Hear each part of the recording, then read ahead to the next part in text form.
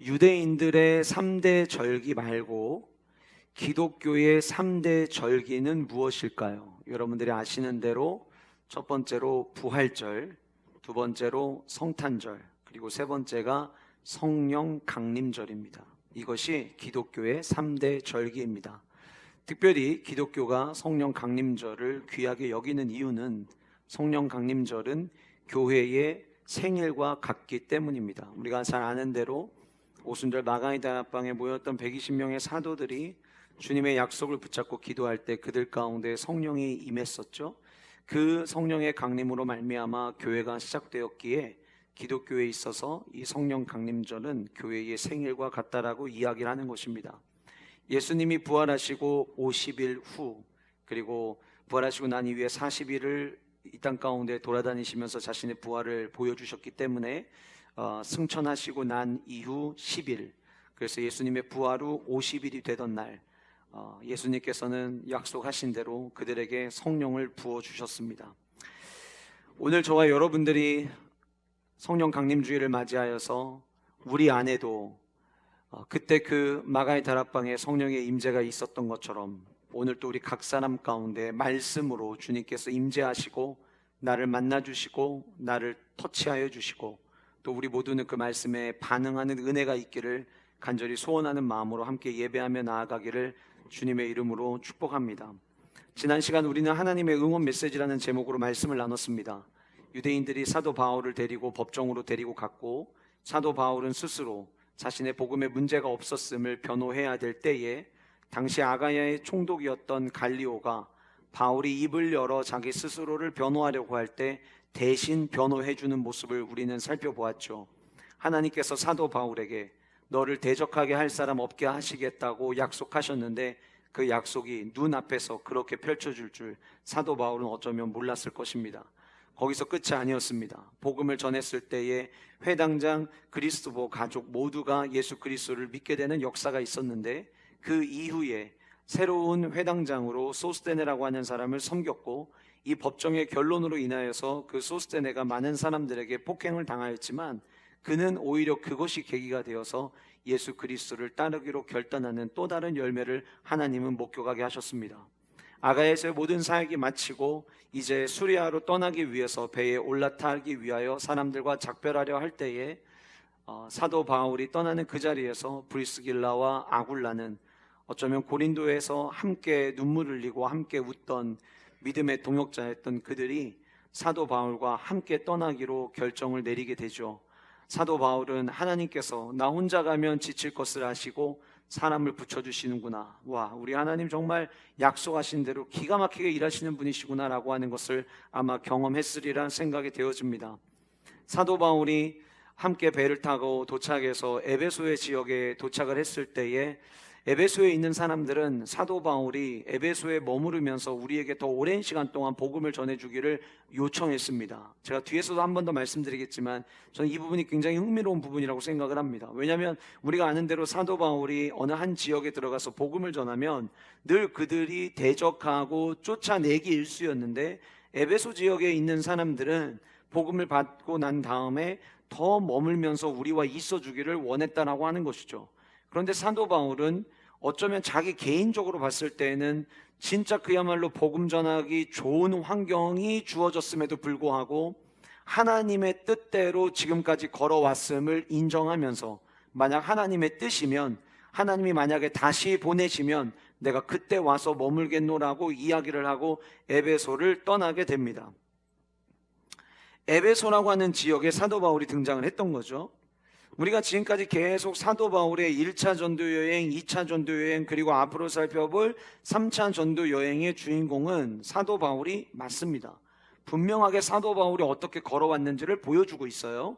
그런데 사도 바울을 집중해서 보여주던 카메라 렌즈가 에베소에 머무른 사도 바울을 비추고 있다가 하나님의 뜻이면 다시 방문하겠다라고 이야기하고 사도 바울이 이 에베소를 떠나게 됩니다.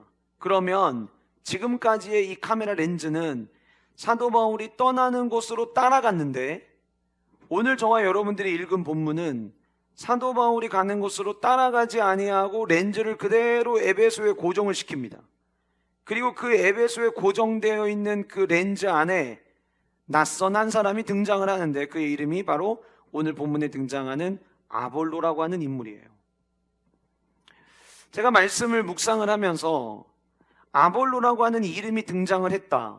지금 계속 사도 바울의 1차 전도 여행, 2차 전도 여행, 그리고 앞으로 3차 전도 여행으로 이어져 가야 되는 이 상황에 이 낯선 이름이 등장을 하고, 늘 사도 바울의 전도 여행에는 주인공이 사도 바울이었는데 딱 유일하게 이 18장 24절에서부터 28절 사이에 이 본문에서만 주인공이 마치 사도 바울이 아닌 것처럼, 아볼로가 주인공인 것처럼 보여주고 있는데, 모든 성경은 하나님의 감동으로 의해서 지어졌다라고 하는 것을 인정하고, 사도행전을 쓴 누가가 이 본문을 쓸 때에 그냥 끼워 넣은 이야기는 아니겠지라는 생각을 해보게 된 거예요. 처음에는 왜 아볼로의 이야기를 끼워 놓았을까라고 전 생각을 했거든요. 근데 말씀을 묵상하고 또 묵상하면서 제 안에 주셨던 마음은, 아볼로라고 하는 이 새로운 사람에 대한 이야기를 끼운 것이 아니라, 갑자기 거기 안 들어갈 자리에 끼어 있는 게 아니라 일부러 여기에 넣은 것처럼 느껴지기 시작하다라는 거예요. 그러면 넣을 때에는 분명히 목적이 있어야겠죠. 지금 전도 여행입니다. 전도 여행의 기간 중에는 복음이 무엇인가를 계속 알려주고 있는데, 복음이 무엇인지를 이야기함에 있어서 아볼로의 이야기가 우리에게 던지고자 하는 매우 중요한 메시지가 있다라고 하는 것을 성경은 우리에게 이야기하고 있더라라고 하는 거예요. 그리고 오늘 본문 안에서는 이 본문의 안에 있는 담겨져 있는 에피소드가 저와 여러분들로 하여금 무엇이 성도에게 중요한지, 그리고 오늘 말씀의 제목처럼 성령의 사람이 된다는 것이 얼마나 중요한 일이고, 우리가 성령의 사람으로 살아가기 위하여 날마다 깨어 있어야 되는 것이 얼마나 중요한 일인지를 오늘 본문은 우리에게 이야기하고 있는 것을 말씀 묵상을 통해 발견하게 되었습니다. 복음과 아볼로는 어떤 관계가 있으며, 사도 바울의 저자 누가는 왜 아볼로의 이야기를 넣어 놓았을까? 그리고 오늘 본문을 통해서 성령의 사람이 되어야 하는 이유가 무엇인지 저는 오늘 여러분들과 세 가지를 함께 살펴보려고 합니다.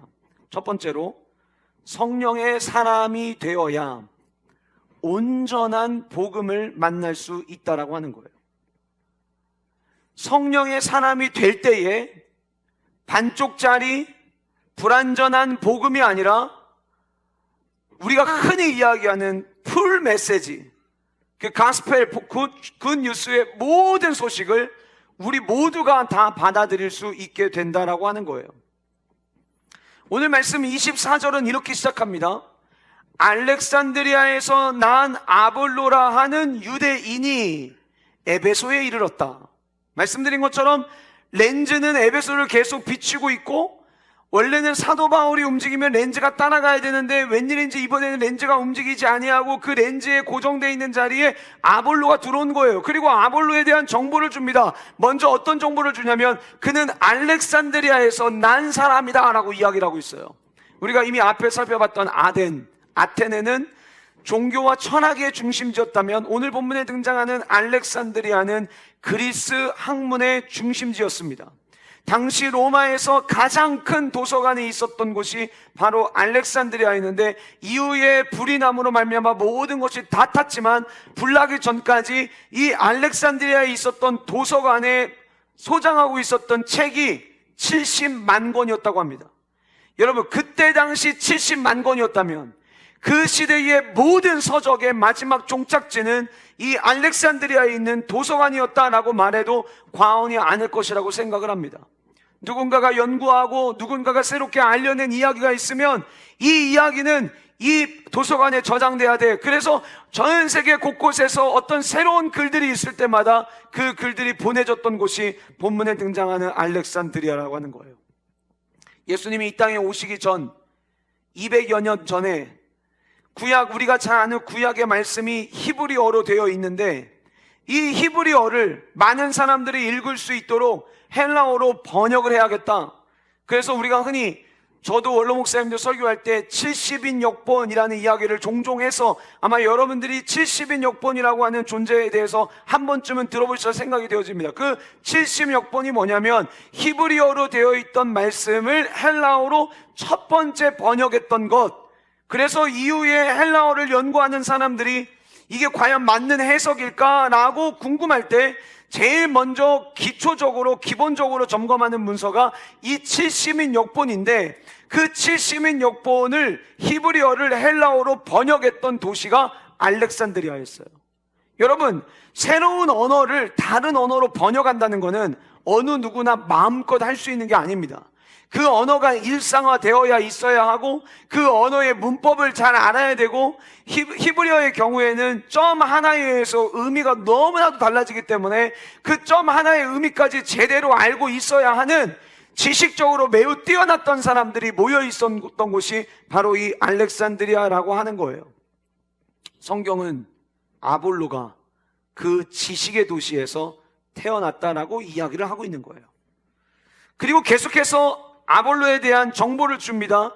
그는 유대인이었다라고 이야기를 하는데, 여기 유대인이라고 하는 표현을 굳이 한 것은 이 아볼로가 구약 성경에 대하여 매우 많이 알고 있었을 것이다, 구약에 대한 이해가 뛰어난 사람이었을 것이다 라고 하는 것을 우리에게 보여주는 거예요.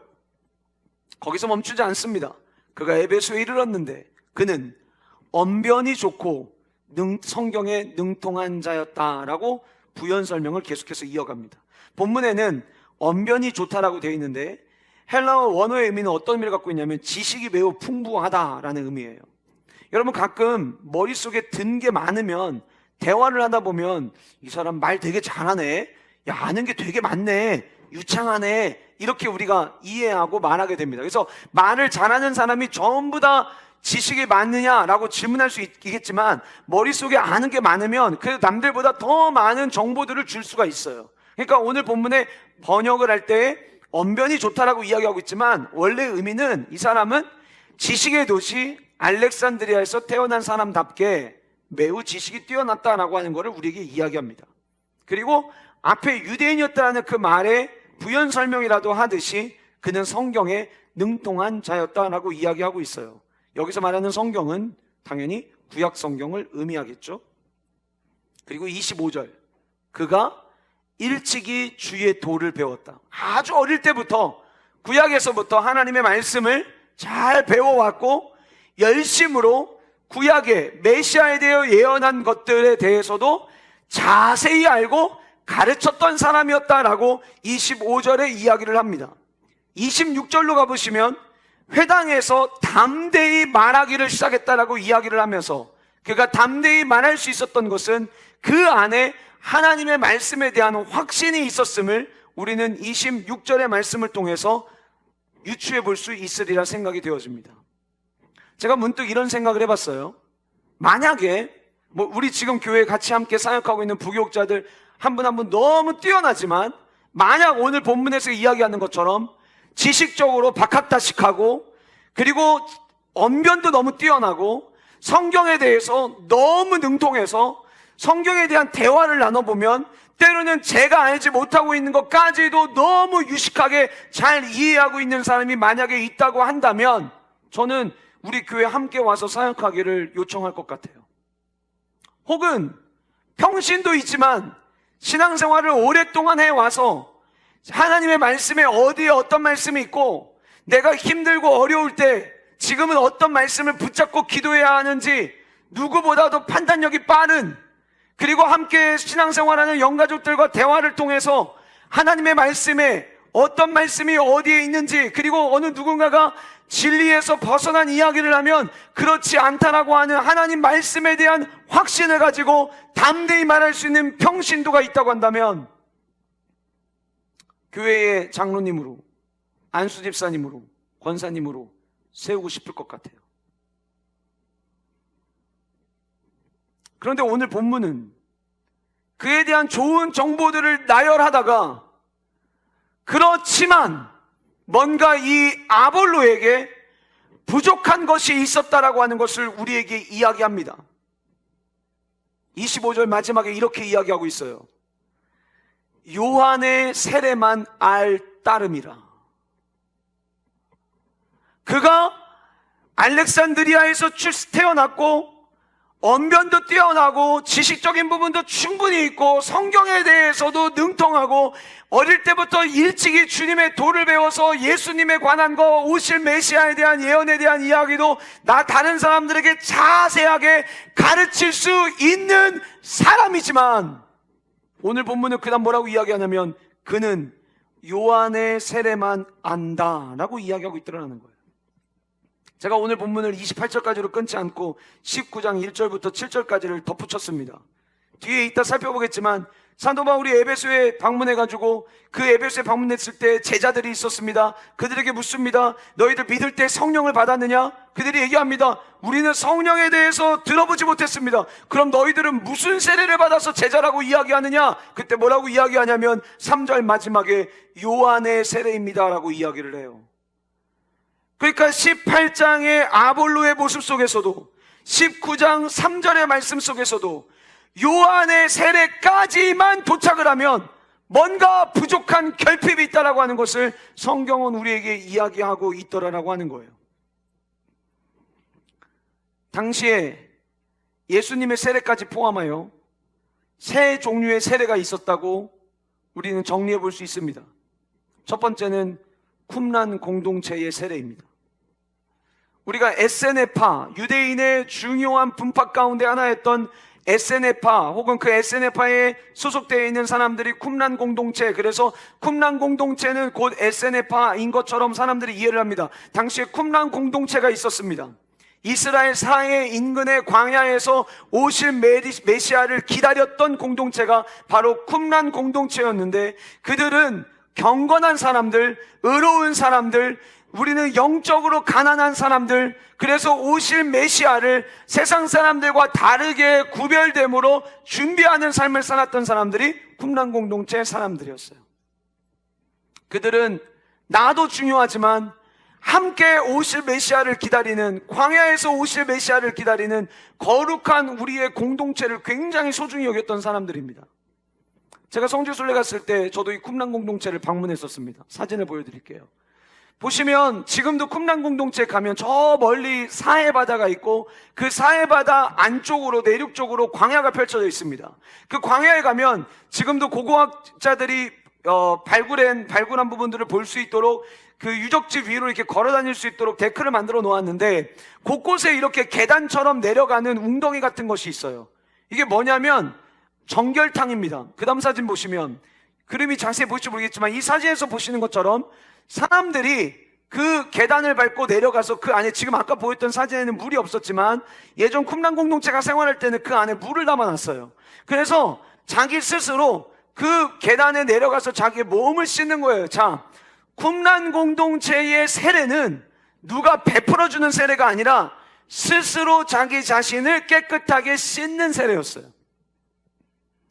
그 세례의 의미는 내가 이 함께 오실 메시아를 기다리는 광야에서 거룩한 삶을 살아가는 공동체가 있는데, 내가 구별되지 않으면, 내가 죄로 더럽혀지면 나만 더러워지고 끝나는 게 아니라 내가 속해 있는 공동체까지 더러워지기에, 우리 공동체를 위해서 내가 죄를 졌다라고 생각할 때마다 스스로 정결탕에 들어가서 몸을 씻고 나오는 행위였어요. 이것이 쿰란 공동체의 세례였어요. 마태복음 3장 3절과 4절 말씀 보시면, 선지자 이사야를 통하여 말씀하신 자라 일렀을 때 광야에 외치는 자의 소리가 있어 이르되 너희는 주의 길을 준비하라, 그가 오실 길을 곧게 하라고 성경의 말씀에 기록되어 있는데, 그 말씀대로 광야에 외치는 자로 오실 메시아를 기다리는 삶을 살았던 자들, 우리가 주님 오심을 기다려야 되는데 거룩해야 되지 않겠어? 그래서 날마다 자신의 삶을 돌아보며 자신의 삶에 흠이 있을 때마다 스스로를 정결하게 했던 사람들이 쿰란 공동체였고, 그렇게 자기 몸을 스스로 씻는 것이 쿰란 공동체의 세례였어요. 두 번째 세례가 있습니다. 세례 요한의 세례입니다.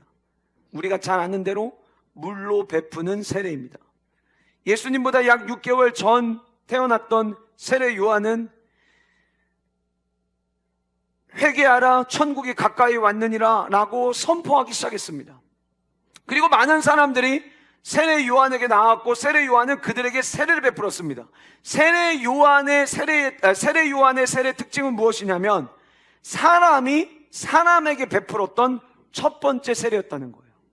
그래서 여러분 요한복음 1장 19절과 20절 말씀해 보시면 유대인들이 예루살렘에서 제사장들과 레위인을 세례 요한에게 보냅니다. 보내서 묻습니다. 도대체 네가 누구냐? 그때 세례 요한이 대답을 해요. 나는 그리스도가 아니다. 그랬더니 그 질문하러 왔던 사람들이 뭐라고 이야기하냐면 네가 그리스도도 아니고 네가 엘리야도 아닌데 어찌하여 네가 세례를 베풀어 주느냐라고 이야기를 해요. 그러니까 그 전까지는 스스로 몸을 씻었는데 세례 요한이 마치 선지자처럼 나와서 회개하라 천국이 가까이 왔느니라라고 이야기하면서 세례 요한에게 나오는 사람들에게 물로 세례를 베풀어 주기 시작한 거예요. 그러니까 세례 요한의 세례는 사람이 사람에게 베풀었던 최초의 세례였고 그 세례 요한의 세례를 가리켜서 성경은 회개를 위한 세례였다라고 이야기를 합니다. 회개하라 천국이 가까이 왔다. 자, 지금 성경은 세례 요한의 세례만 알 뿐이다 라고 이야기를 하면서 그거면 다 됐어가 아님을 우리에게 보여주고 있어요. 오늘은 성령 강림 주일입니다. 저는 제가 성령 강림 주일에 일부러 이 성령 세례와 관련된 본문을 짜맞추게 하려고 노력하지 않았는데 진짜 하나님의 은혜로 오늘 우리가 이 본문을 대하게 됐어요. 근데 제가 이 말씀을 묵상을 하면서 정말 주님의 은혜를 많이 구했어요. 그리고 오늘 이 말씀이 성령의 은혜를 구하며 살아가는 누군가에게는 하나님의 한없는 위로와 격려가 되기를 원하지만 하나님의 성령의 세례를 경험하지 못하고 하나님의 성령 가운데 살아내지 못하는 삶을 살아내고 있는 영가족들이 있다면 오늘 이 말씀이 잠든 여러분들을 깨우는 설교가 될 수 있기를 간절히 소원하고 있습니다. 하나님의 말씀은 저와 여러분 모두가 나에게 주시는 하나님의 음성으로 들어야 합니다. 근데 이 말씀을 들을 때 오늘 이 말씀은 나하고는 그렇게 직접적이지 않아라는 생각을 하게 되는 분들이 있어요. 어떤 분들이냐면 죄송하지만 영적으로 교만한 분들입니다. 절대 나 들으는 말씀을 안 듣습니다. 그런데 제가 여러분들에게 간곡히 부탁드리는 것은 오늘은 우리 모두가 나 들으라고 들려주시는 주님의 음성으로 듣기를 원합니다. 왜냐하면 저는 나중에 언젠가 우리가 이 땅의 삶을 마치고 주님 앞에 서게 될 터인데 그때 하나님 나라에서 함께 예배하던 영가족들 가운데 몇 명만 만나고 끝나고 싶지 않아요. 저는 이 자리에 계신 모든 분들이 천국 백성 되셨으면 좋겠어요.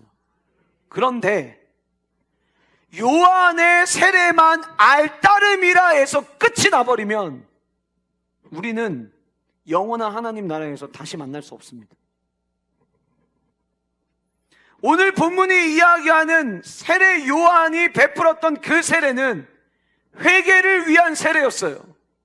돌이키는 세례였어요. 그게 문제가 있느냐? 아니요. 좋은 거죠. 맞아요. 해야 돼요. 우리가 주님 안에서 예수 그리스도의 보혈로 깨끗하게 정결함을 입고, 근데 세례 요한의 세례는 예수님의 십자가 사건이 있기 전이었어요. 무슨 얘기냐? 물로 씻으면, 물로 세례 받으면 내 안에 있는 죄가 깨끗해질 것이라고 여겼던 삶을 살았던 사람들, 그리고 그 세례에서 머물러 있는 사람들, 여러분들 가운데는 많은 세례 교인이 있으십니다. 그런데 만약 여러분들이 그 세례 교육을 받고 세례를 받으셨을 때에 앞에 나가서 머리에 물을 뿌리는 순간 내가 지금까지 살아오면서 지었던 죄가 용서받겠지, 만약 그것만을 위한 목적으로 세례를 받으셨다면 여러분들은 요한의 세례만 아는 데서 끝나 있는 거예요. 그건 우리에게 아무 일도 주지 않습니다. 그게 우리에게 어느 정도의 유익을 줬다면 오늘 본문에 요한의 세례만 알 뿐이라고 이야기하지 않았을 거예요. 세례 요한의 세례, 물로 씻으면 내 죄가 해결될 거라고 생각하는 세례예요. 세 번째 등장하는 세례는 예수의 세례입니다. 근데 우리가 여기서 한 가지 생각을 해봐야 돼요. 마태복음 3장 11절에 나는 너희로 회개하기 위하여 물로 세례를 베풀거니와 이렇게 이야기했거든요. 내 세례는, 내가 너희들에게 베푸는 세례는 지금까지 잘못 살아오던 너희들의 삶, 이렇게 살면 안 되겠구나. 지난날의 나의 죄에 대해서 용서를 구하고 회개하기 위한 세례, 나는 너희들에게 그렇게 세례를 베풀지만, 이렇게 이야기하는 거예요. 근데 이 세례 요한에게 누가 세례를 받으러 나오셨냐면 예수님이 세례를 받으러 나오셨어요. 세례는 누가 받는 거냐면 죄인이 받는 거예요. 예수님은 죄가 있으세요, 없으세요? 근데 예수님은 왜 세례 요한에게 세례를 받으러 나오셨을까요? 학자들은 두 가지의 의미로 압축합니다. 첫 번째, 하나는 예수님은 죄가 없으세요. 예수님이 이 땅에 구원자로 오셨어요. 저와 여러분들의 죄의 문제를 담당하고 저와 여러분들이 지은 죄를 용서해 주시기 위한 구원자로 오셨어요. 그런데 그 구원자는 예수님이 십자가에서 죽고 나신 이후의 구원자예요. 예수님은 저와 여러분들의 모든 죄악을 자신이 짊어지시고 십자가에 달리셔야만 하는 죄인이셨어요. 그 죄인으로 우리를 구원하기 위하여 우리의 죄를 짊어질 자로 이 땅에 왔음을 보여주시기 위해서 세례를 받았을 것이다. 그리고 그 이후에 예수님의 공생애가 시작되기 때문에 예수님의 공생애는 이 죄인들을 구원하기 위한 하나님의 계획이요 하나님의 사역이라는 것을 보여주시기 위해서 세례 요한에게 나와서 세례를 받으신 것이다 라고 이야기하는 견해와, 또 하나의 견해는 세례 요한에게 와서 세례를 받으시는 그 자체의 의미 부여를 하는 게 아니라 그 세례를 받았을 때에 어떤 일이 일어났는가를 주목함으로 말미암아 예수님의 세례가 어떤 의미를 갖고 있고 어떤 특징을 가지고 있는지를 봐야 된다라고 하는 주장이에요. 저는 둘 다 의미가 있다고 생각을 합니다. 근데 오늘 말씀에 우리 이제 마태복음 3장에 요한의 세례와 예수님의 세례가 너무 자세히 나와 있기 때문에 그 본문의 내용을 가지고 만약에 조금 더 설명을 해보자면, 마태복음 3장 11절에서 나는 물로 세례를 베풀지만 내 뒤에 오시는 이는 나보다 능력이 많으시니 나는 그의 신을 들기도 감당하지도 못하겠노라. 그리고 이렇게 이야기합니다. 그는 성령과 불로 너희에게 세례를 베푸실 것이다. 자, 요한의 세례는 물로 세례하는 거예요. 그런데 예수님이 베풀어 주시는 세례는 물 세례가 아니라 성령과 불로 너희들에게 세례를 베풀어 주실 것이다 라고 이야기한 거예요. 오순절 마가의 다락방에 임했던 그 세례, 그것을 예수님의 세례라고 이야기할 수 있는 이유는 오순절 마가의 다락방에 성령과 불로 주님께서 그들을 거듭나게 하시고, 머리로 알고 있는 구약이 아니라, 머리로 알고 있는 예수님이 아니라 온몸으로 경험하는 성령 하나님의 은혜를 그들이 경험한 그 현장을 성령 세례라고 이야기한다는 거예요. 자, 그러면 저와 여러분들이 질문해야 될 이야기가 하나가 더 생겨요. 예수님이 세례를 받으셨잖아요. 그 세례를 받으실 때 나타난 현상에 우리는 주목해야 된다라고 이야기를 했는데, 예수님이 세례 받으실 때 어떤 일이 있었느냐? 마태복음 3장 16절에 이렇게 이야기를 합니다. 예수께서 세례를 받으시고 이전에 어떤 일이 있었냐면, 예수님이 세례를 받으러 요한에게 오니까 요한이, 아니 어떻게 제가 선생님한테 세례를 받을 선생님이 저에게 세례를 받습니까? 근데 예수님이 세례를 베풀어 달라고 요청을 했어요. 세례를 받으십니다. 그리고 물에서 올라오실 새에 하늘이 열리고 하나님의 성령이 비둘기같이 내려 자기 위에 임하심을 보더니 라고 성경이 이야기하고 있어요. 여러분, 하늘이 열리는 게 어떻게 열리는 걸까요? 우리가 밖에 나가서 하늘이 있으면 하늘 위에 또 다른 하늘이 있어갖고 하늘을 우러보는데 하늘이 열리는 걸까요? 도대체 하늘이 열렸다는 말의 의미가 뭘까요? 사실은 하나님이 하시는 신비한 일을 사람의 표현할 수 있는 방법으로 표현을 하기 때문에 우린 정확히 알 수가 없어요. 그리고 오늘 본문에 뭐라고 이야기하고 있냐면, 하나님의 성령이 비둘기같이 내려, 비둘기가 온 게 아니에요. 예수님이 세례 받으실 때 갑자기 어딘가에서 막 비둘기들이 막 날라온 게 아니라 하나님의 성령이 비둘기같이 내렸다라고 이야기하고 있어요. 자, 무슨 얘기냐면 요한의 세례에서 볼 수 없는 일이 예수님이 세례 받으실 때 일어났다는 거고, 그 예수님의 세례는 앞으로 요한의 세례에서 머무는 자들이 아니라 그 이후에 예수님의 세례를 받는 자들의 삶에 나타나야 될 모습이라고 하는 걸 우리에게 단서를 주는 거예요. 그러면 왜 많은 동물도 있고 새들도 있는데 왜 비둘기를 이야기했을까요? 성경에서 비둘기는 새 시대를 상징합니다. 하나님께서 사람 지으신 것을 한탄하시고 물로 심판을 하시죠. 노아의 홍수 이야기예요. 방주 안에 들어가 있었죠. 이제 나가도 된다라고 하는 사인을 누가 줬죠? 비둘기가 줬습니다. 비둘기는 이제 심판이 끝나고 하나님이 정리할 것 정리하시는 이제는 새로운 삶, 그럼에도 불구하고 노아같이 그러나 노아는 은혜를 입었더라. 그 은혜의 사람들이 은혜의 삶을 살아갈 시대가 열렸음을 알려주는 게 비둘기예요.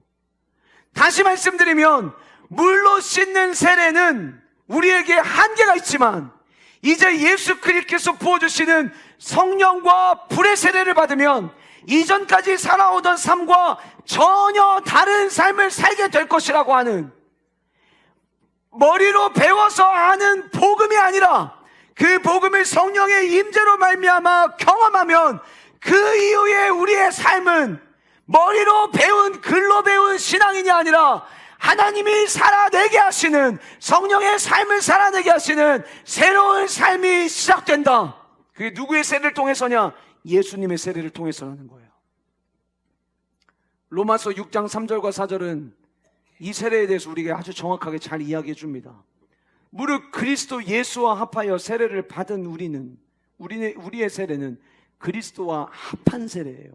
물 세례에서 끝나면 안 돼요. 진짜 세례, 우리가 받아야 될 세례는 뭐냐면 주님과 동행하는 세례예요. 주님과 하나됨으로 살아가는 세례라고 하는 거예요. 그리고 그 세례는 그의 죽으심과 합하여, 주님이 십자가 못 박혀 죽으실 때 그분의 죽으심과 우리가 하나 되어서 우리가 받은 세례, 예수의 세례는 단순히 물 세례가 아니라 이제는 내가 사는 것이 아니라 나는 예수 그리스도와 함께 십자가에 못 박혀 죽었고 이제부터 내 안에 계신 주님과 함께 살아내는 새로운 삶을 살겠습니다의 세례가 우리가 받아야 될 세례라고 하는 거예요. 이해되십니까? 자, 그러면 정리해 봐야 돼요. 물 세례를 받아서 세례 교인 명부에는 이름이 올라가 있어요. 그런데 요한의 세례만 알 따름이라가 거기에 멈춰 있는 분들은 세례는 많았지만 내가 살아가면서 내가 지금부터 살아가는 내 삶은 내가 살아가는 게 아니라 내 안에 계신 그리스도와 함께 살아가는 거지. 주님과 동행하는 삶을 살아야 되는 거지. 나는 자랑할 게 하나도 없지. 나를 위해 주님이 죽으시고 나에게 생명을 주셨으니 내가 살아가는 내 삶의 목적은 하나님의 영광을 위해야지. 이것이 예수의 세례, 성령의 세례를 받은 자의 삶의 모습인 거예요. 4절 말씀. 그러므로 우리가 그의 죽으심과 합하여 세례를 받음으로 그와 함께 장사되었나니 이는 아버지의 영광으로 말미암아 그리스도를 죽은 자 가운데서 살리심과 같이, 마지막 같이 읽겠습니다. 같이 읽겠습니다. 마지막 줄 시작. 우리로 또한 새 생명 가운데서 행하게 하려 함이라. 아멘. 물 세례가 다가 아니라니까요.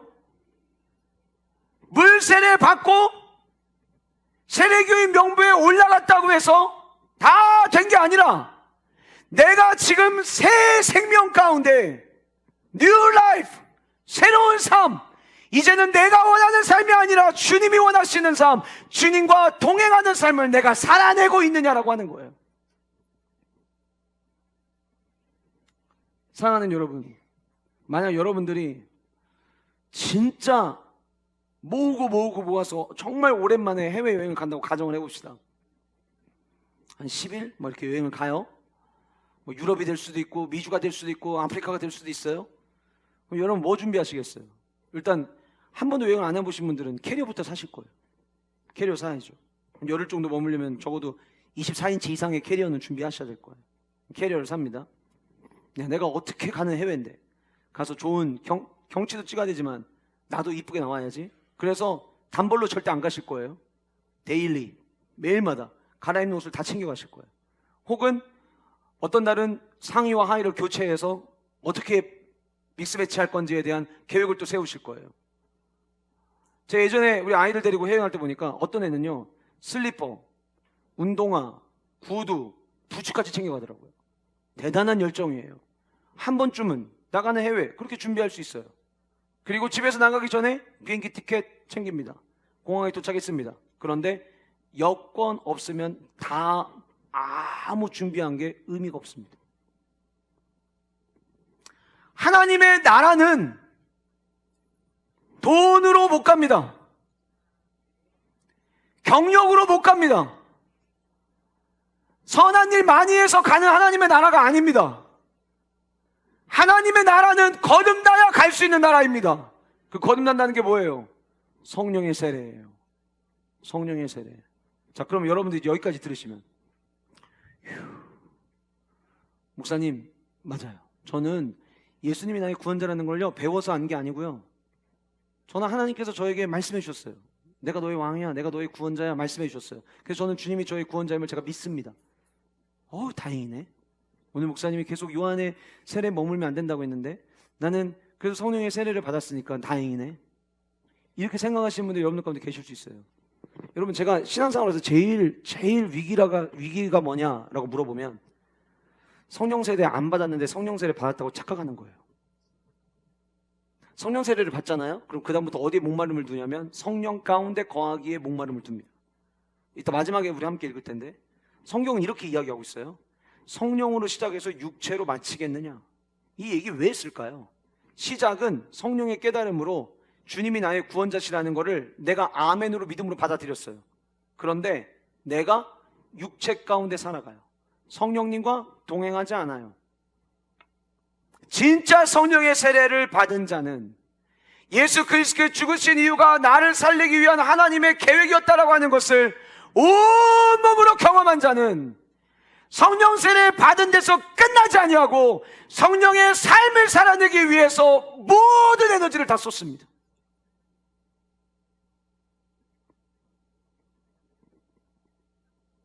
성경에 대한 지식도 많고 사람들과 관계도 잘하고 재정적인 여유를 주셔서 남들보다 헌금도 많이 하고, 만약 그런다고 칩시다. 그러나 그 안에 성령의 은혜가 없으면 아무것도 아닙니다. 우리는 이미 사도행전 6장 7장에서 스데반 사건 이후에 교회가 성장할 때에 구제의 문제로 서로 다퉜던 모습을 우리는 작년에 살펴봤죠. 행정적인 일입니다. 설교하는 것도 아니에요. 성경 공부 인도하는 것도 아니에요. 그냥 구제의 비용을 적절하게 잘 분배하는 행정적인 일이에요. 그래서 사도들이 우리가 이것까지 맡는 게 너무 힘들다. 그래서 7집사를 세웁니다. 영적 교회 안에 평신도 리더들을 세운 거죠. 그러면 지혜로운 자, 언제나 평정심을 놓치지 않는 자, 그 전에도 어느 공동체에서 이런 나눠주고 하는 것을 잘 맡았던 자, 두루두루 헬라파 유대인도 히브리파 유대인도 서로 잘 교류할 수 있는 사람, 인간성 좋은 사람, 그런 사람을 집사로 세우면 되는 거 아니에요? 근데 성경은 두 가지를 얘기합니다. 성령과 지혜가 충만한 사람. 그러니 여러분, 저와 여러분들이 던져야 될 수많은 질문들 가운데 나는 오늘 또 성령의 은혜를 받은 자답게 성령 안에 살아가고 있는가에 대한 질문을 우리는 끊임없이 던져야 되는 거예요. 성령 안에 거하면 행복합니다. 성령 안에 거하면 내가 작은 일이든 큰 일이든 헌신을 할 때도 기쁩니다. 그러나 성령의 은혜가 떨어지잖아요. 저 지난주에 제 금요일날 저녁에 말씀드렸죠. 성령의 은혜가 떨어지잖아요. 그러면 퍼서 주는 게 떨어지면 내가 모든 게 옛날에는 그렇게 은혜로 하던 사역들이, 예전에 그렇게 감사로 하던 사역들이 괜히 한다고 했어. 언제 2024년 끝나? 이렇게 되는 거예요. 성령의 은혜에 잠겨 있을 때는 나 같은 자에게 맡겨주신 은혜가 감사했는데 성령의 은혜가 바닥나기 시작하면 직분 괜히 받았어. 부담돼. 교사 괜히 맡은 것 같아. 목자 괜히 맡은 것 같아. 찬양대 괜히 쓴 것 같아. 왜 그런 줄 아세요? 내가 성령 안에 거하지 못하기 때문인 거예요. 그래서 여러분, 성도에게 있어서 제1 우선순위 우리가 점검하고 구해야 될 것은 내가 성령 안에 거하고 있는가에 대한 질문과 관심을 가져야 되는 거예요. 교회는 나오는데 오늘 또 죄송하지만 혹시라도 억지로 끌려오듯 이 자리에 와 계신 분들 계십니까? 성령 세례를 구하십시오. 성령 세례를 구하십시오. 성령의 은혜를 구하시는 여러분들 모두가 되시기를 주님의 이름으로 축복합니다. 성령의 은혜 없으면 신앙생활만큼 재미없고 신앙생활만큼 따분하고 말도 안 되는 자리가 없습니다. 그런데 성령의 은혜가 내 안에 있잖아요. 내가 지금 가는 길이 광야 길 같을지라도 웃어요. 내가 지금 아파 쓰러지는 데에도 주님 앞에 감사의 고백이 계속해서 나오는 거예요. 저는 우리의 삶에 그러한 모습들이, 성령의 충만한 모습들이, 그래서 요한의 세례에서 멈추는 게 아니라, 물 세례에서 멈추는 것이 아니라, 나는 이제 예수 그리스도와 함께 새 삶을 살아가는 새로운 피조물입니다를 고백할 수 있는 우리 모든 영가족들 되시기를 주님의 이름으로 축복합니다. 두 번째로, 왜 성령의 사람이 되어야 하느냐? 성령의 사람이 되어야 열매 있는 삶을 살게 되기 때문이에요. 예전에 화장실에 가면 공중도덕 좀 잘 지킵시다라고 하는 의미로 화장실에 써있는 문구가 있었어요. 아름다운 사람은 머문 자리도 아름답습니다라는 문구예요.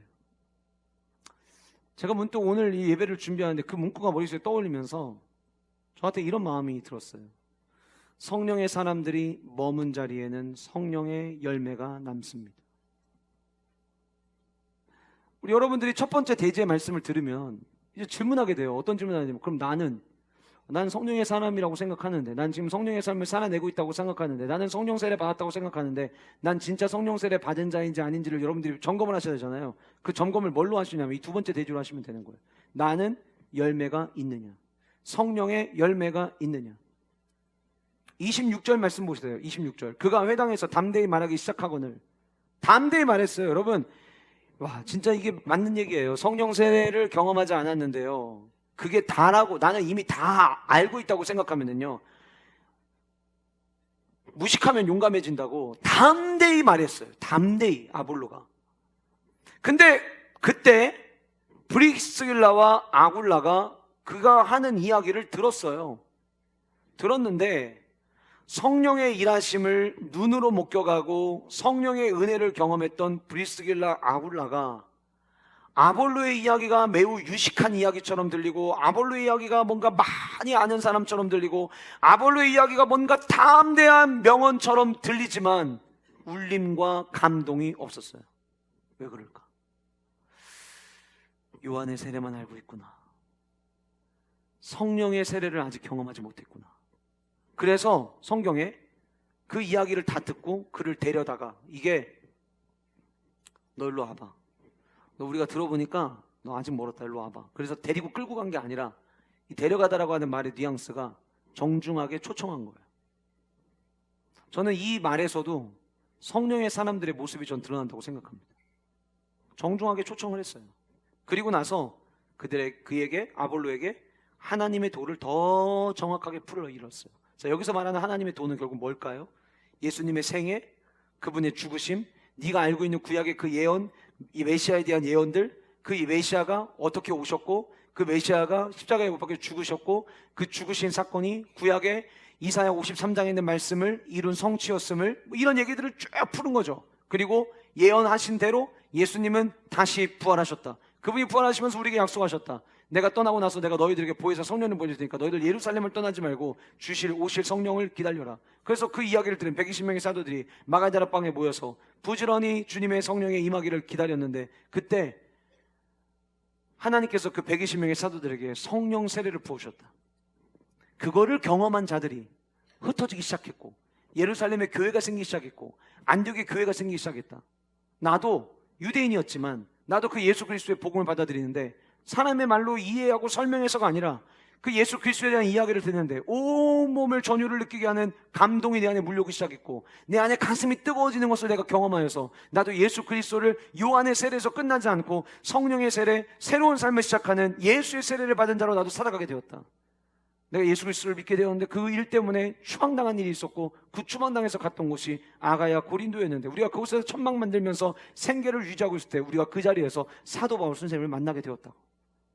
사도 바울 선생님과 만나서 이야기하니까 우리가 모르는 시간 동안 사도 바울 선생님이 1차 전도행, 2차 전도행을 통해서 수많은 지역을 다니면서 그들에게 복음을 전했고, 그 지역마다 성령의 놀라운 역사들이 일어나서 그 일들로 갈라디아에도 교회가 생기고, 데살로니가도 교회가 생기고, 고린도에도 교회가 생기는 일들이 일어났다고.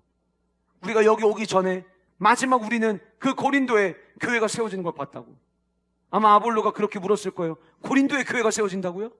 그 음란의 도시에 그 수많은 신전에서 일하는 여사제들이 저녁이 되면 창녀가 되어서 도시를 더럽히는 그 도시에 그리스도의 복음이 들어왔다고요? 그곳에 교회가 세워졌다고요? 맞아요.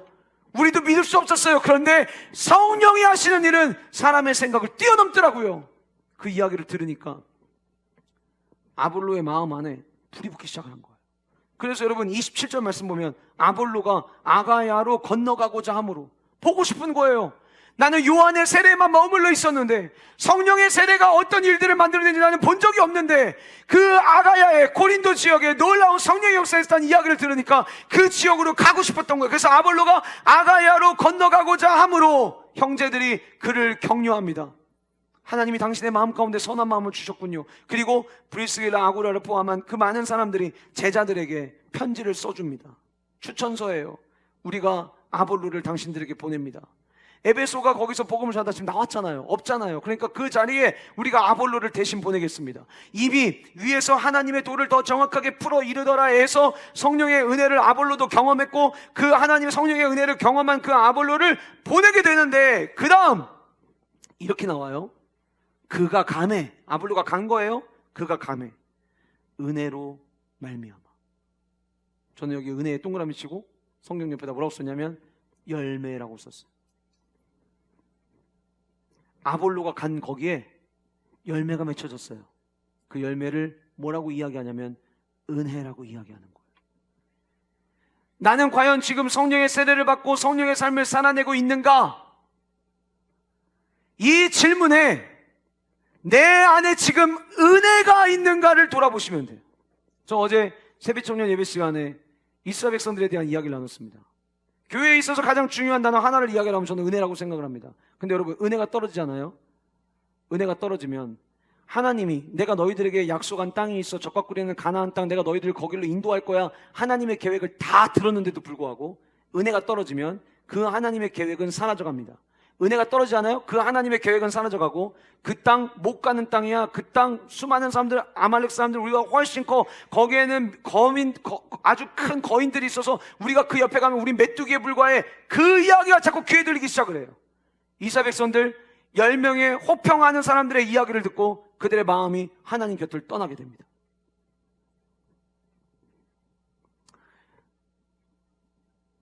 우리 교회가 올해 감절의 축복을 주옵소서 주제로 잡고 언약갱신 말씀 축제 때부터 그야말로 뜨겁게 시작했습니다. 그래, 나도 그럴 만한 자격 없지만 올해 하나님이 약속의 말씀 붙잡으라고 하니까 나도 올해는 한번 하나님이 주시는 그 갑절의 축복 좀 누려보자. 그 갑절의 축복이 뭐예요? 사업 잘 되고 직장에서 승진하고 아이들 원하는 학교 들어가는 축복이었나요? 아니요. 당신의 성령의 역사, 당신이 하시는 성령의 역사가 감절이나 내게 있게 하소서. 그래서 우리 모두가 결국 우리가 절대 사수해야 될 거는 하나님의 성령의 은혜라는 거를 언약갱신 말씀 축제 때부터 똘똘 뭉쳐서 아멘으로 받았습니다. 지금 여러분들은 어떠십니까? 은혜 떨어지잖아요. 그러면 이스라엘 백성들이 은혜 떨어질 때에 하나님의 약속을 알고 있음에도 불구하고 은혜 떨어지면 원망하고 불평하는 소리가 마치 팩트인 것처럼 착각하고 살아갑니다. 올해 초 시작하면서 올해만큼은 갑절의 축복의 주인공 되리라. 언약갱신 말씀 축제의 마지막 날 끝까지라는 말씀을 들으면서 하나님, 올해는 내가 끝까지 달려가겠습니다. 우리 함께 결단했습니다. 근데 지금 어떠세요? 물론 여러분들 가운데는 그 말씀 여전히 붙잡고 끝까지 갑절의 축복 주인공 되려고 달려가고 있는 영가족들이 계신 걸 제가 압니다. 그분들의 모습을 보면서 저도 도전받고 그 모습을 볼 때마다 저도 은혜가 돼요. 그런데 언젠가부터 보여야 될 갑절의 축복을 계속 구해야 될 그 행렬에서 점점 이탈자들이 보이기 시작을 해요. 마치 마라톤 출발할 때는 수많은 사람들이 모여서 출발하는데 시간이 지나고 1명, 2명 떨어지니 마지막에는 극소수의 사람만 목적지를 향해 달리는 것처럼 혹시 그 모습이 우리의 모습은 아닌지 우린 돌아봐야 돼요. 여러분들 성령의 은혜 가운데 거하고 계십니까? 그러면 지금 내게 은혜가 있는지를 보시면 알아요. 은혜가 뭡니까? 나는 비우고 주님의 도움과 주님의 일하심과 주님의 역사하심을 계속 구하며 살아가는 삶. 근데 그 은혜가 주어지니까요, 오늘 본문에 여러분 그 앞에 아볼로에 대한 이야기를 할 때 아볼로가 얼마나 뛰어난 사람인지, 그 알렉산드리아 출신이었고 언변도 좋고 성경에도 능통했고 그렇게 이야기를 했는데, 그 앞에서 그 아볼로가 사람들에게 담대히 선포하고 가르칠 때에는 등장하지 않았던 이야기가 은혜로 말미암아 그 뒤에 이렇게 붙었어요. 은혜로 말미암아 믿은 자들에게 많은 유익을 주었다. 내가 은혜 가운데 있잖아요. 그럼 그 은혜는 안 보입니다. 은혜는 추상명사예요. 보이질 않아요. 근데 은혜가 보입니다. 어떻게 보이는 줄 아세요? 은혜 가운데 있는 사람은 누군가를 도와주고 유익을 주는 신앙생활을 합니다. 직분이 중요한 게 아니에요. 직분이. 목사여도 은혜가 떨어지면 아무 유익을 줄 수가 없습니다. 장로여도 내 안에 은혜가 떨어지면, 안수집사여도 내 안에 성령의 은혜를 향한 갈급한 마음이 다 사라져서 은혜가 떨어지면, 권사여도 내 안에 하나님이 주신 은혜가 바닥나면 끌어주고 도와줘야 될 위치에 서 있는 중직자들이 아무런 유익을 끼칠 수 없습니다. 사역자도 마찬가지예요. 지금 나 때문에 영적인 도움을 받고 있는 자들이 있는가를 돌아보세요. 근데 아무도 없는 것 같다. 그러면 빨리 은혜의 자리로 돌아오셔야 됩니다. 빨리 성령의 은혜 목말라 하셔야 됩니다. 가끔은 같이 신앙생활하는 게 해가 되는 경우들도 있어요. 무서운 겁니다. 성령을 소멸하게 하는 일에 동조하는 사람은 성경에 뭐라고 이야기하냐면 절대로 용서받을 수 없다라고 성경이 말하고 있습니다. 내 발언 하나가, 나의 행동 하나가 믿음의 삶을 살아가는 어떤 누군가를 주님으로부터 멀어지게 한다면 내가 지금 용서받지 못할 죄를 짓고 있다는 사실에 직면하셔야 되는 거예요. 조금 안다고, 내가 그동안 경험해온 게 있다고 함부로 이야기하지 말으셔야 돼요. 나는 지금 은혜 가운데 거하고 있느냐. 저는 우리 모두가 은혜 가운데 거함으로 영적 유익을 줄 수 있는 우리 모두가 될 수 있기를 간절히 소원합니다. 마지막, 성령이 사람이 되어야 하는 이유는 성령의 사람이 될 때에 영적인 일에 관심을 갖게 되기 때문이에요. 사도 바울이 18장 19절에 에베소에 방문을 했다고 제가 아마 이미 앞에서 말씀을 드렸습니다. 에베소 방문을 했어요. 그런데 아까 말씀드린 것처럼 늘 복음을 전하면 다 대적자들이 있었고 내쫓임 당했어요. 근데 에베소 사람들은 웬일인지 맞이해 줬어요. 더 머물러 달라고 요청을 했어요. 근데 영적인 일이 무엇인지를 분별하기 시작했던 사도 바울이 사람의 생각으로는 내가 머물고 내가 전도하기 너무 좋은 환경이라는 걸 인정하지만 하나님의 사인이 있지 않으면 내가 여기 머물 수 없다는 걸 깨달은 거예요. 그래서 얘기했어요. 하나님의 만약에 뜻이 있으면 내가 다시 돌아오겠다. 그리고 나서 시간이 흐릅니다. 약 1년의 시간이 흘렀어요. 그리고 아볼로가 아가야로 가고 난 다음에 여전히 렌즈는 에베소를 비추고 있는데 그 에베소에 사도 바울이 다시 주인공으로 돌아옵니다. 그렇게 돌아와서 에베소에 와서 어떤 제자들을 만났대요. 나중에 에베소에 대해서 설교할 기회가 있을 때 이 에베소 지역에 대해 말씀을 드리겠지만 이 에베소도요, 고린도 못지않은 도시입니다. 타락하고 더럽고 음란한 도시였어요. 그런데 여러분, 그 에베소에 제자들이 있었다. 너무 귀한 사람들 아니에요? 지금처럼 순결을 다 버리는 시대에 순결을 지킨다. 너무 귀한 존재들 아니에요? 저는 오늘 본문에 등장하는 이 어떤 제자들이 너무 귀해 보였을 것 같아요. 사람의 눈으로 봤을 때는 에베소에 제자들이 있다. 너무 귀하잖아요. 그런데 성령의 은혜로 성령의 삶을 살아가고 있던 사도 바울은 눈에 보이는 대로 판단하지 않습니다. 제자라고 하는데, 에베소에 갔는데 제자 무리래요. 제자 공동체래요. 그럼 됐어, 니들은 알아서 니들의 신앙생활해. 그러지 않았어요. 제자들이라고 하는 이야기하는 그들에게 이렇게 질문합니다. 너희가 믿을 때에 성령을 받았느냐? 성령은 받았니? 이렇게 물어본 거예요. 겉으로는 제자 공동체의 모습을 만들어 놓고 있어요. 육적인 눈으로 봤을 때는 좋은 무리예요. 그런데 영적으로는 이 질문을 던진 거예요. 너네들 성령은 받았냐? 그랬더니 뭐라고 대답을 하냐면, 제자였는데 우리는 성령이 계심도 듣지 못하였습니다. 에? 성령이라는 분이 계세요? 그분은 어디 사시는 분이에요? 그분 누구예요? 저희 성령에 대해서 한 번도 들어본 적이 없는데요. 그래서 바울이 묻습니다. 그러면 도대체 니들이 제자라고 하는데 어떻게 제자라고 하냐? 무슨 세례를 받은 거냐? 그랬더니 뭐라고 대답하냐면 우리 요한의 세례 받았습니다. 앞에서 이야기했던 물로 씻어서 깨끗게 된다는, 주님과 함께 동행함으로 말미암아 새 삶을 살아가는 세례가 아니라 요한의 세례를 받았습니다. 그래서 바울이 말합니다. 요한이 회개의 세례를 베풀며 백성에게 말하되 내 뒤에 오신 이를 믿으라, 예수님을 믿으라 하였으니 이는 곧 예수라거늘 그들이 듣고 주 예수의 이름으로 세례를 받으니. 자, 주 예수의 이름으로 세례를 받았어요.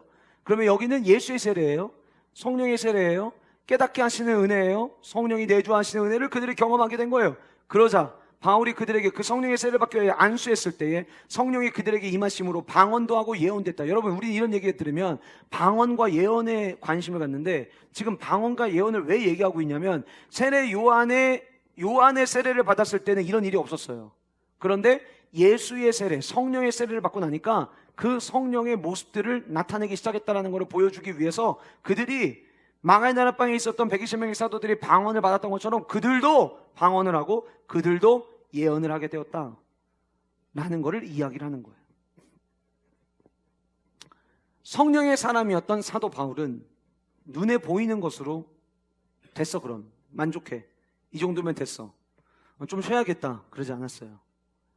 영적인 사람은, 성령의 사람은 영적인 일에 관심을 갖기 시작합니다.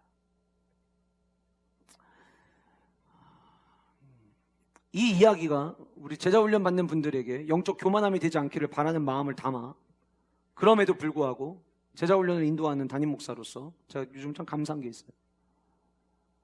제자훈련 받는 형제들이 말씀 묵상의 삶을 살아내는 거죠.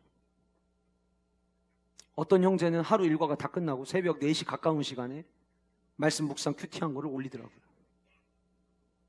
형제들이 어떤 가정을 얘기 들어보니까 큐티 때문에 아침에 평소에 일어나는 시간보다 30분 일찍 일어나기 시작했다는 형제님들의 얘기도 아내들을 통해서 들었어요.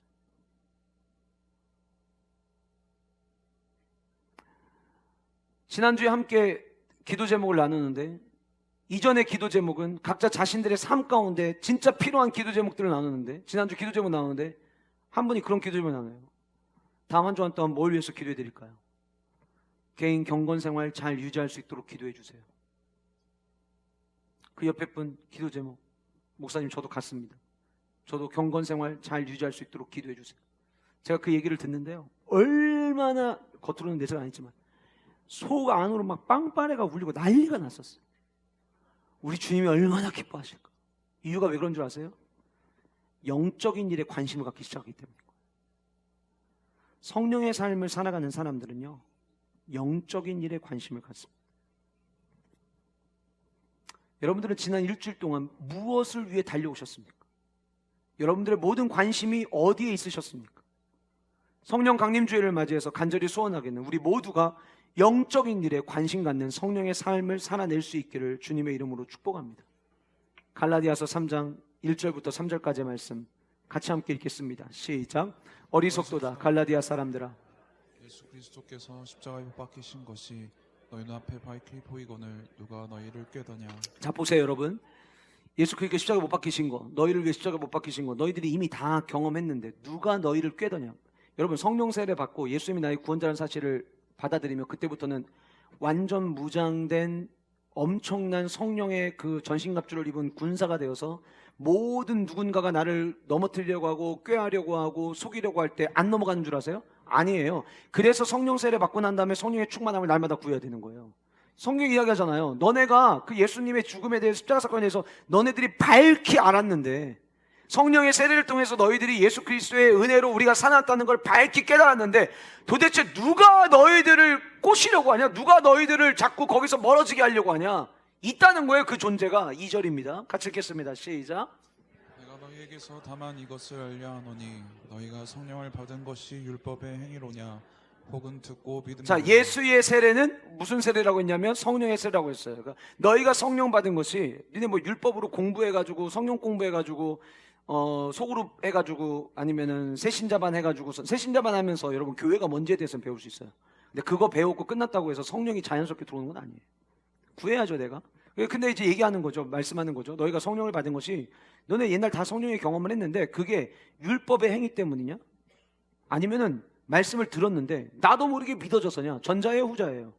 당연히 후자죠. 그때 3절에 이렇게 이야기합니다. 같이 읽겠습니다. 3절 시작. 너희가 이같이 어리석으냐 성령으로 시작하였다가 이제는 육체로 바치겠느냐.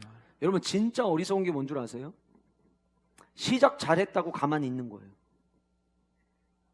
난 예수님이 나의 구원자라는 걸 난 알아요. 난 어디서 배워서 그런 게 아니고요. 성경으로 배워서 한 게 아니라 와 어느 날 진짜 믿어지더라고요. 막 그거 믿어지는 날 막 온 몸에 막 전율도 있었고요. 막 와 왜 이렇게 눈물이 나는지 그날 많이 울었고요. 자 그런데 시작은 그렇게 시작을 했어요. 근데 성경에 사도 바울이 이야기합니다. 너희들 이미 다 알지 않아? 밝히 보여주지 않았니? 그런데 왜 성령으로 시작해서 육체로 맞추려고 하는 거야? 너희들이 성령 세례를 받고 시작했으면 영적인 일에 관심을 가져야지 왜 자꾸 육적인 일에만 자꾸 관심을 가져? 오늘 우리에게 동일하게 하시는 말씀이에요. 하나님의 은혜로 살아가는 우리는 성령의 은혜를 갈망해야 되고 육체로 살아가는 인생이 아니라 성령의 은혜로 살아가야 되는 삶인 거예요. 그렇게 돼야 되는 거예요. 저는 오늘 이 말씀을 나눈 저와 여러분들 모두가 주님이 그토록 원하시는 성령의 삶을 살아내는 은혜가 우리 모두에게 있기를 주님의 이름으로 축복합니다. 말씀을 마무리하겠습니다.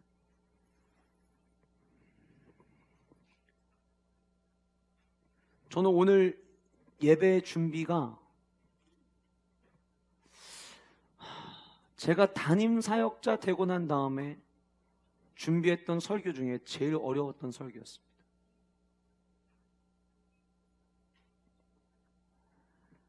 지난주에 원로 목사님이 주일 낮 예배를 설교를 하셨기 때문에 저는 그 전주 주일 예배가 끝나고 나서부터 이 본문을 묵상을 했고요. 충분한 시간이 있었습니다. 충분히 연구할 수 있는 시간이 있었고요. 그래서 모든 이번 주 주일에 설교할 원고를 목요일에 마무리를 졌습니다. 근데 원고를 보고 보는데 마음에 감동이 없어요. 그래서 금요일에 다시 원고 작성을 처음부터 다시 시작했습니다. 금요 성령 부흥회가 끝났습니다. 집에 와가지고 그날도 새벽 3시까지 새로 원고를 써야 했기에 원고를 작성을 했습니다. 그리고 토요일에 예지 결혼식이 있어서 결혼식에 다녀오고 난 다음에 세 번째 원고를 썼습니다. 그게 오늘 설교였습니다. 저는 설교를 준비하면서 하나님이 참 많이 원하시는구나 라는 걸 느꼈습니다. 성령의 사람이 될 때에 반쪽짜리 복음이 아니라 행복한 복음, 살리는 복음, 신나는 복음, 억지로 끌려가는 복음이 아니라 그 복음을 끌어안는 삶을 살아낼 수 있는 은혜가 있기에 물로 베푸는 요한의 세례에서 멈추는 우리가 아니라 성령의 세례의 주인공 되기를 주님은 그토록 원하셨고 저와 여러분들의 삶 가운데 머문 자리 성령의 열매가 남겨지는 은혜가 남겨지는 사람, 그래서 내 주변에 함께 신앙생활하는 영가족들에게 영적인 유익을 줄 수 있는 사람, 그거를 주님이 원하셔서 오늘 이 성령 강림 주일에 다시금 저와 여러분들에게 성령에 집중하도록 하나님은 우리를 만들어 주셨던 것 같아요. 그럼 이제 우리는 어떻게 해야 됩니까?